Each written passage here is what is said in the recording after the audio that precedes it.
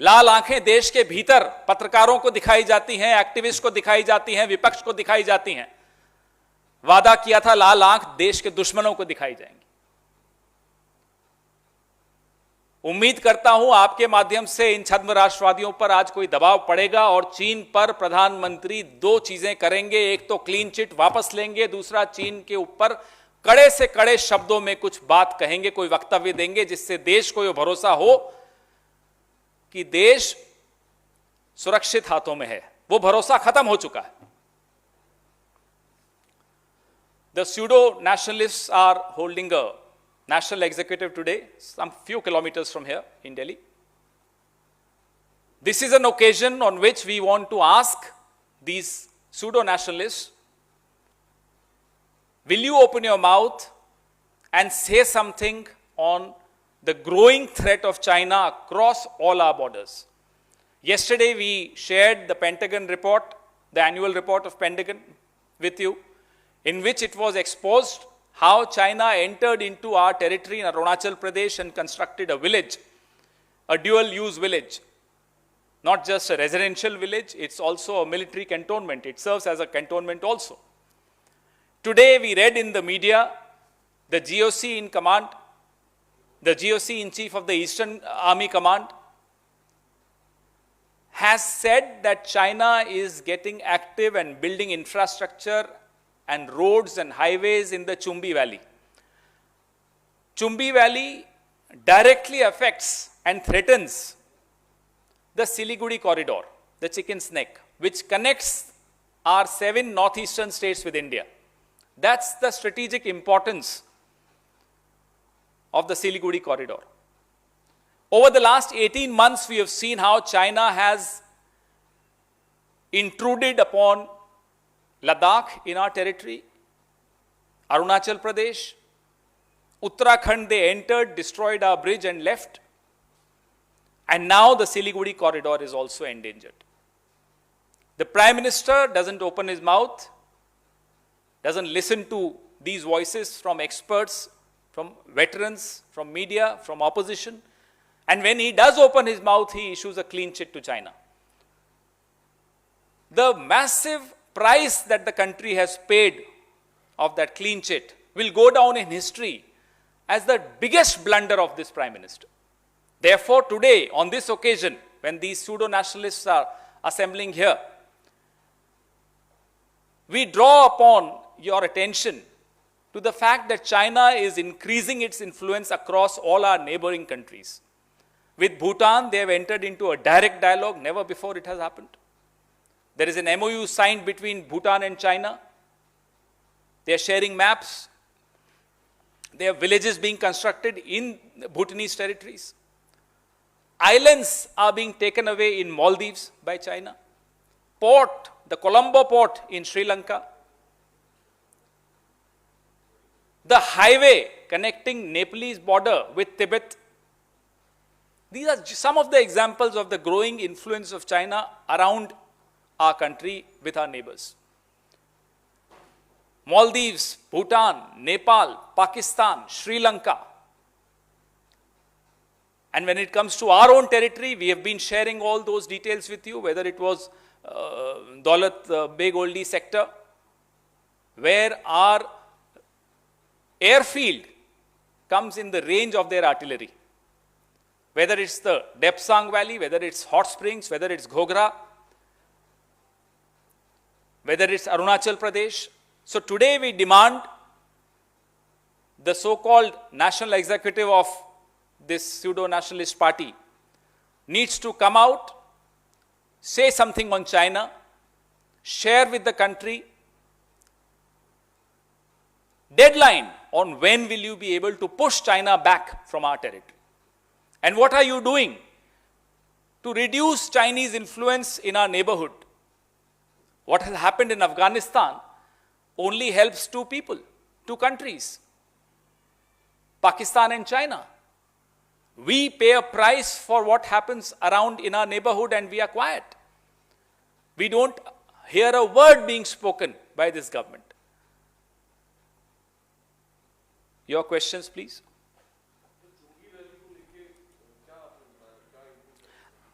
आज GOC in chief के हवाले से अखबारों में छपा है कि चुंबी वैली में चीन सक्रियता से रोड्स बना रहा है और इंफ्रास्ट्रक्चर खड़ा कर रहा है।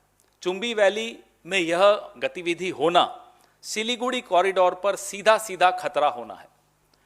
और सिलीगुड़ी कॉरिडोर सामरिक दृष्टि से बहुत महत्वपूर्ण है, क्योंकि 7 पूर्वोत्तर राज्यों को हिंदुस्तान से जोड़ने का यह काम सिलीगुड़ी कॉरिडोर करता है। जी जी।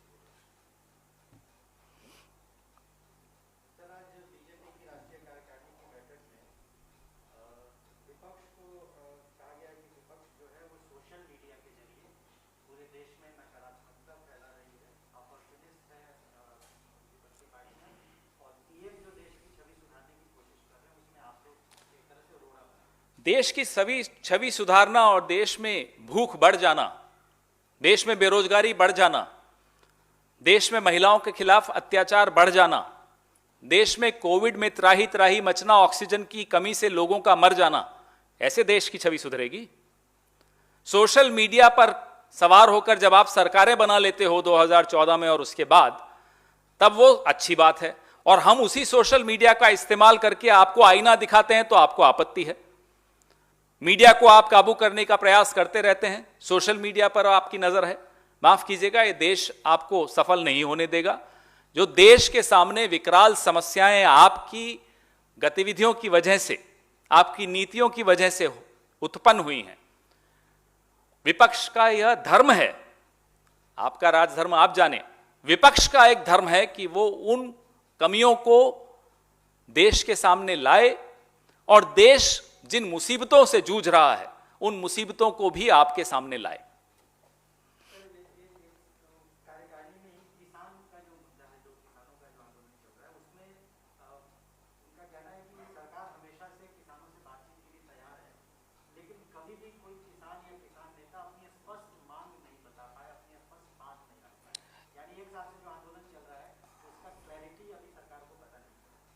ये बहुत ही हैरानी की बात है कि ऐसी मूर्ख सरकार है जिसको ना सुनाई दे रहा है कुछ, ना दिखाई दे रहा है कुछ। देश का बच्चा बच्चा जो अखबारें पढ़ता है, टीवी देखता है, वो जानता है किसानों की एक मांग है कि काले कानून वापस लो। ये एक लाइन अगर सरकार को सुनाई नहीं दे रही तो इस सरकार को बने रहने का अधिकार खत्म हो चुका है। इसी वक्त आज शर्म आनी चाहिए इस सरकार को कि उन्हें यही नहीं मालूम किसानों से क्या बात हुई है। 9-10 राउंड आपकी बात हो चुकी है, आपको मालूम नहीं किसान क्या चाहते हैं। विपक्ष की आप सुनते नहीं है, मीडिया आप देखते नहीं है, टेलीविजन के वही चैनल देखते हैं जो आपकी राग अलाप रहे हैं। सीधी सीधी एक लाइन में किसान बार बार बोल रहे हैं कि काले कानून वापस लो। इन्हें समझ में नहीं आ रही बात। यह एमएसपी को कानूनी जामा पहनाओ, यह बात नहीं सुनाई दे रही। 22 जनवरी को प्रधानमंत्री ने कहा था कि एक फोन कॉल में समाधान निकल आएगा। अब क्या शिकायत कर रहे हैं कि बातचीत नहीं कर? बातचीत करने का जिम्मेदारी आपके पास है। किसान थोड़े ही मुंह उठाकर चले जाएंगे कि प्रधानमंत्री का दरवाजा खुलेगा किसानों के लिए? वो उद्योगपतियों के लिए खुलता है। किसान जानते हैं इस बात को। वार्ता करनी है, गंभीर है तो जाइए किसानों के बीच में जाइए। ये सेंट्रल विस्ता का भ्रमण करने घूमने निकल आते हैं आप, अमेरिका चले जाते हैं आप, जूते पहन के मंदिरों में घूम रहे हैं आप, किसानों के पास जाने की आप में हिम्मत नहीं है।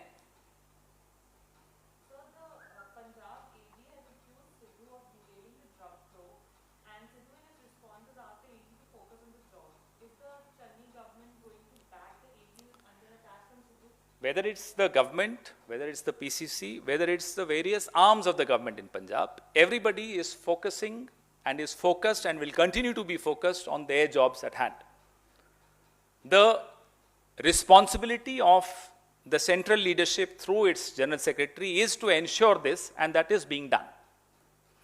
Another question, Punjab has just announced reduction in petrol and diesel prices. Other publishers Well, some parties reduce prices after losing elections. Some reduce prices before winning elections. That's what has happened in Punjab. That's what will happen in other states soon. It's being discussed.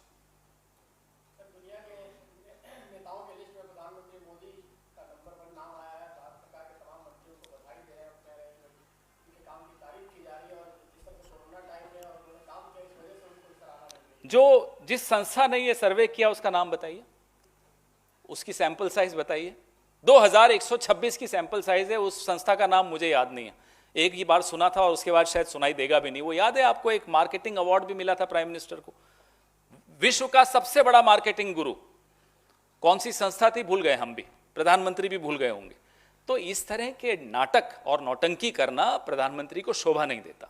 इन्हें हर 6 महीने में ये आभास दिलवाना होता है अपने आप को कि मैं प्रधानमंत्री हूं, तो अपनी पीठ थपथपा देते हैं। अरे आपको आभास क्यों नहीं, आप प्रधानमंत्री हैं? सिर्फ वाहवाही बटोरना, वो भी नकली झूठी वाहवाही बटोरना। कभी उसके लिए आप विदेश चले जाते हो साहब, वहां किराए के लोग इकट्ठा करके तालियां तालियां तालियां। आपको कब आभास होगा कि 8 साल हुए आपको प्रधानमंत्री हुए, पौने 8 साल। अब भी अगर आभास नहीं हो रहा तो माफ कीजिएगा, चलिए रास्ता खाली करिए, दूसरे किसी को आने दीजिए। ये किस तरह का कोई गंभीर, कोई मर्यादा, प्रधानमंत्री में एक मर्यादा होती है। यह पहला और अंतिम प्रधानमंत्री है जिसमें इतनी लेश मात्र भी मर्यादा नहीं है। अब कहीं से कोई सर्वे करवा दिया 2000 लोगों का, पूरे विश्व की आबादी कितनी है साहब, उसमें 2000 लोगों का सर्वे करा के अपनी पीठ थपथपा रहे हैं। चलिए वह भी, उससे अगर आपको खुशी मिलती है ले लीजिए खुशी, देश के लिए तो कुछ करिए। चीन की सीमा, जो भारत की सीमाओं में चीन सक्रिय हो रहा है, उस पर कुछ करिए, बेरोजगारी पे कुछ करिए, रसोई गैस पे कुछ करिए।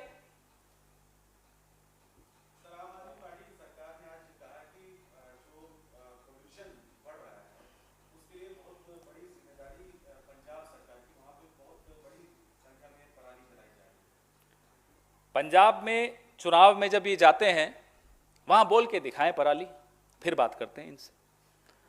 दिल्ली में खड़े होकर पंजाब के किसानों को गाली देना, पंजाब में खड़े होकर दिल्ली के पटाखे जलाने वालों को गाली देना, ऐसे सरकारें चलती हैं।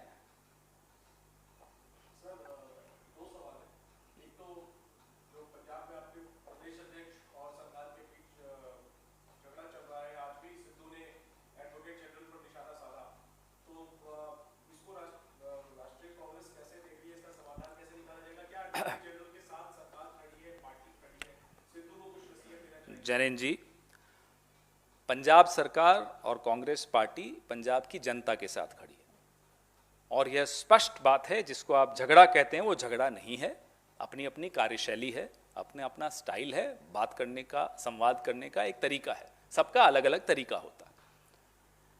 पंजाब की जनता के हितों की रक्षा करने की जिम्मेदारी पंजाब सरकार की भी है और पंजाब प्रदेश कांग्रेस कमेटी की भी है, और इस जिम्मेदारी से न सरकार बच के भागेगी, न हमारी संस्था बच के, हमारा संगठन बच के भागेगा। दोनों मिलकर कंधे से कंधा मिलाकर इस जिम्मेदारी को निर्वहन करेंगे। आज पंजाब में दिवाली 1 हफ्ते पहले मनाई जानी शुरू हुई, जब बिजली के दर कम किए गए।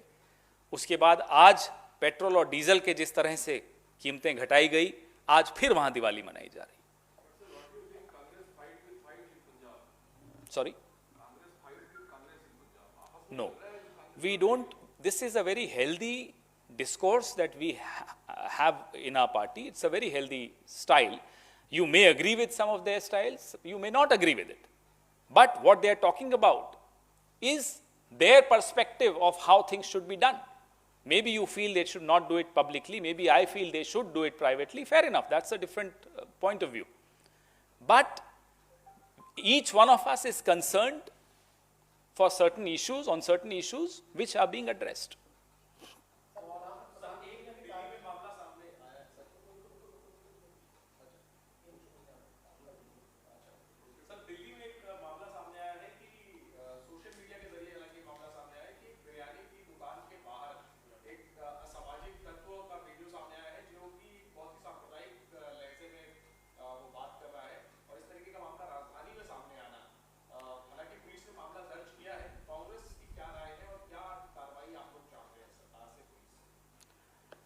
जो जहर घोला जा रहा है आज से नहीं, पिछले 7-8 साल से समाज में, उसको सीधे सीधे सरकार और रूलिंग पार्टी का आशीर्वाद है, इसमें किसी को कोई संशय नहीं होना चाहिए। कभी मेहंदी लगाने वालों पर आपको आपत्ति हो जाती है, कभी फल बेचने वाले को पर आपको आपत्ति हो जाती है। आप बहाने ढूंढ रहे हो किस तरह से जहर फैलाई जाए समाज में। भारत एक देश से भी बड़ा एक सभ्यता है और इस सभ्यता को बहुत अच्छी तरह आता है एक दूसरे के साथ जीना। यह बात कान खोलकर नरेंद्र मोदी, अमित शाह और उनके तथाकथित अध्यक्ष नड्डा जी और वो नागपुर वाले रिमोट कंट्रोलर मोहन भागवत समझ लें तो अच्छा होगा। जितना जल्दी समझें उतना उनके लिए अच्छा होगा। देश की चिंता उन्हें नहीं करनी, देश अपनी चिंता खुद कर सकता है। उम्मीद करते हैं कि पुलिस बिना किसी राजनीतिक दबाव के सक्रियता से सही कदम उठाएगी और इस देश में, इस प्रदेश में, दिल्ली में, राजधानी में कानून और व्यवस्था बनाए रखेगी। प्रधानमंत्री ने कहा है राष्ट्रीय कार्यकारिणी में कि सेवा ही सबसे बड़ी पूजा है और इस कोरोना काल में बीजेपी के कार्यकर्ताओं ने सेवा की नई संस्कृति की अब इसमें ये अब वहां भी बैठकर मजाक कर रहे हैं। देखिए, कोरोना काल में आप देश में किसी से पूछ लीजिए कि सबसे ज्यादा सक्रिय संगठन कौन सा था, कुछ उनको ऑप्शंस देने की जरूरत नहीं है, जैसे मल्टीपल चॉइस क्वेश्चन होता है उसकी भी जरूरत नहीं है। पूछ लीजिए साहब, एक नाम बताइए संगठन का जो कोरोना काल में सबसे ज्यादा सक्रिय था। आवाज आएगी भारतीय युवा कांग्रेस। इसमें वो हमारे को वोट देते हो नहीं देते हो वो मायने नहीं रखती, क्योंकि उस वक्त हम वोट की चिंता नहीं कर रहे थे। और फिर आप दूसरा सवाल पूछिएगा उन्हीं लोगों से कि ऐसा एक संगठन जो बिल्कुल नहीं नजर आया वो कौन सा था? राष्ट्रीय स्वयंसेवक संघ। जब से सरकार में आए स्वयं सेवा ही कर रहे हैं, ये सामने दिख रहा है। हर जिले में इनका कार्यालय बन रहा है। ये होती है स्वयं सेवा। सेवा और स्वयं सेवा में अंतर प्रधानमंत्री जी को आज समझ लेना चाहिए। सेवा वो होती है जो कांग्रेस ने की कोरोना काल में, और स्वयं सेवा वो होती है जो आप और आपके उद्योगपति मित्र मिलकर कर रहे हैं आज, इलेक्टोरल बॉन्ड्स के जरिए, नए नए 7 सितारा कार्यालयों के जरिए, और जिस तरह से आप खरीद फरोख्त विधायकों की और सांसदों की करते हैं उस जरिए। ये होती है स्वयं सेवा। इसलिए अंतर उन्हें बता दीजिए, सेवा और स्वयं सेवा में क्या अंतर होता है। धन्यवाद।